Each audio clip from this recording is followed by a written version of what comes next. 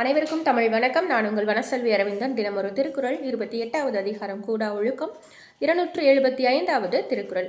பற்றற்றேம் என்பார் படிற்றொழுக்கம் எற்றற்றே என்று ஏதம் பலவும் தரும். எந்த பற்றும் இல்லை, எனக்கு ஆசையே இல்லை அப்படின்னு சொல்லிட்டு பொய்யான ஒரு நடத்தை, பொய்யான ஒரு செயல், பொய்யான ஒரு வேடம் அணிந்து கொண்டு துறவி போல் இருந்து கொண்டு நான் எல்லாத்தையும் திறந்துட்டேன், எனக்கு எது மேலேயும் பற்று இல்லை அப்படின்னு சொல்லி கோடி கோடியாக சேர்க்கிறவர்கள் இருப்பார்கள்.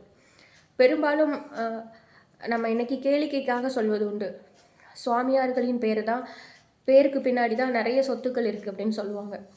மத தலைவர்களின் பேருக்கு பின்னாடி தான் நிறைய சொத்துக்கள் இருக்குது அப்படின்னு சொல்லுவாங்க. அது மாதிரி எந்த பற்றும் இல்லை, நான் ஒரு துறவி, நான் ஒரு ஆன்மீகவாதி அப்படின்னு சொல்லிட்டு பின்னாடி நிறைய சேர்த்து வச்சுருப்பாங்க இல்லையா, அவங்க போதும் போதும் சொல்கிற அளவுக்கு, சீச்சின்னு சொல்கிற அளவுக்கு பெரும் துன்பத்தை அடைவார்கள் என்று வள்ளுவம் குறிப்பிடுகிறது.